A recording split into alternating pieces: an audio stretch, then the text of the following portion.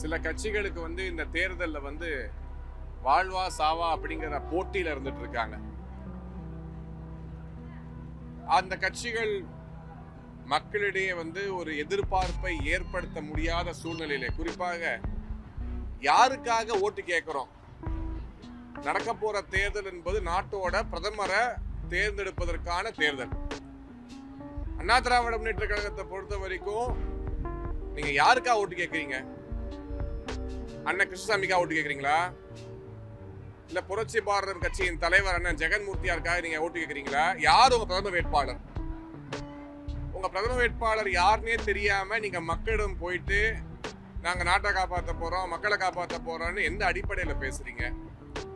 So இப்படிப்பட்ட ஒரு சூழ்நிலையில, ஒரு ஃப்ரஸ்ட்ரேஷன்ல அண்ணன் மரியாதைக்குரிய எடப்பாடி பழனிசாமி அவர்கள் திடீர்னு இப்பதான் அவருக்கு ஞானம் பிறந்து பாரதிய ஜனதா கட்சி தேவையில்லை அப்படிங்கறத உணர்ந்த மாதிரி பேசிட்டு இருக்காங்க.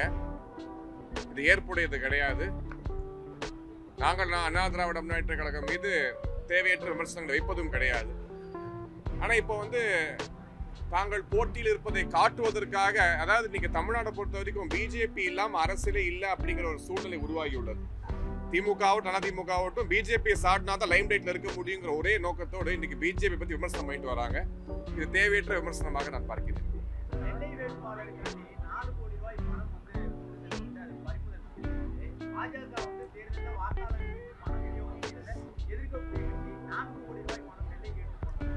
தெளிவாகவே அந்த வேட்பாளர் அந்த பணத்துக்கும் எனக்கும் எந்த விதமான சம்பந்தமும் இல்லை, இதை சட்ட ரீதியாக சந்திக்க தயார் அப்படின்னு சொல்லிட்டாரு. இது யாரோ செய்த சதியின் காரணமாக பிஜேபி மீது இந்த மாதிரி ஒரு வன்மத்தில் செயல்படுபவர்கள் செய்யக்கூடிய விஷயம். இன்னும் சொல்ல போனால் இந்த ஃப்ரீபி கல்ச்சருக்கு எதிராக ஒரு கட்சி இந்திய தேசத்தில் இருக்கும் என்றால் அது பாஜக தான். ஆகவே இந்த பணத்துக்கும் திரு நயினார் நாகேந்திரன் அண்ணன் அவர்களுக்கும் எந்த விதமான சம்பந்தமும் இல்லை.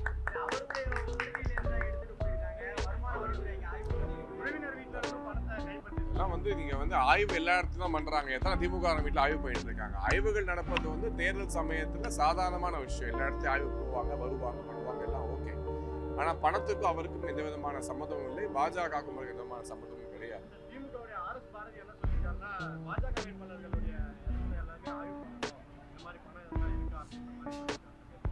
நான் என்ன சொல்றேன்னா, உட்காந்து திமுகவோட வேட்பாளர்கள் தாக்கல் செய்த அஃபிடவிட் எல்லாமே, குறிப்பாக இந்த மத்தியஸ்னி வேட்பாளர் பாத்தீங்கன்னா பாவம், ரொம்ப ஏழை. அவரோட காரோட விலை வந்து 1.5 லட்சம் ரூபாயா.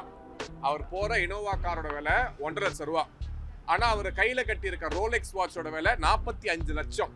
1.5 லட்சம் ரூபாய் கார்ல போகக்கூடிய ஒரு ஏழை 45 லட்சம் ரூபாய்க்கு வாட்ச் கட்டிக்கிட்டு தான் பிரச்சாரத்துக்கே வராரு.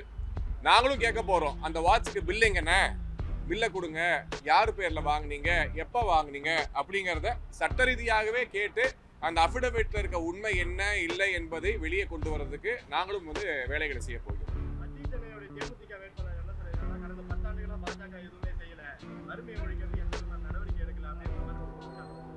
இப்பதான் தூங்கி எந்திருப்பாரு நினைக்கிறேன். ரொம்ப நாளா தூங்கிட்டாரு, இப்பதான் தூங்கி எந்திருக்காரு. பாஜக அரசு வந்து சிறுபான்மையினருக்கு எதிரான அரசு அப்படின்னு கனிமொழி அவங்க குற்றச்சாட்டு இருக்காங்க. அதை எப்படி பாக்குறீங்க? இது பல நாளா அவங்க வைக்கக்கூடிய ஒரு பொய் குற்றச்சாட்டு தான். திமுகவுக்கும் பொய்யுக்கும் வந்து நிறைய தொடர்பு இருக்கு, சம்பந்தங்கள் அதிகமா இருக்கு. எப்பயுமே வந்து சிறுபான்மையினரை வந்து இந்த மாதிரி வந்து பொய்களை பொருட்டுகளை கூறி ஏமாற்றி தான் அவர்கள் ஓட்டுகளை பெற்றுக்கொண்டு வருகிறார்கள். இந்த முறை நடைபெற போவது கிடையாது. கணிசமான இஸ்லாமியர், கிறிஸ்துவ மக்கள் பாஜகவின் பக்கம் மாறிக்கொண்டு வருகிறார்கள். நிச்சயமாக ஒரு பெரிய மாற்றம் தமிழகத்தில் ஏற்படும்.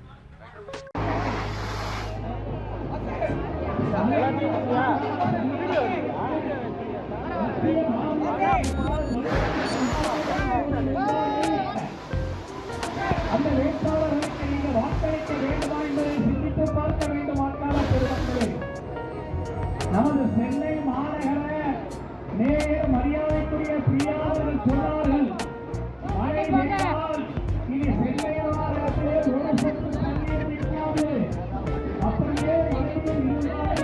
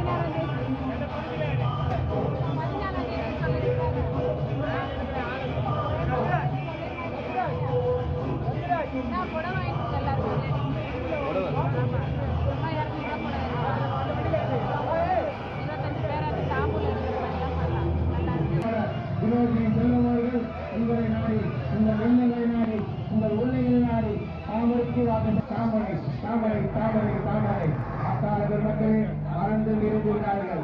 இந்த வெற்றி வேட்பாளர் வினோத் செல்வம் அவர்கள் மத்திய சென்னையிலே பெற்றிருந்தால் இந்த மத்திய சென்னை நிச்சயமாக ஒரு நல்ல நாடாளுமன்றமாக திகழும் என்பதை நினைவுபடுத்திக் கொண்டு வருகின்ற 19ஆம் தேதி வாக்குவாதத்தை நீங்கள் 4ஆம் நம்பர் ஒட்டவனை வைத்து 4ஆம் நம்பர் ஒட்டவனை வைத்து அவருக்கு வாக்களிக்க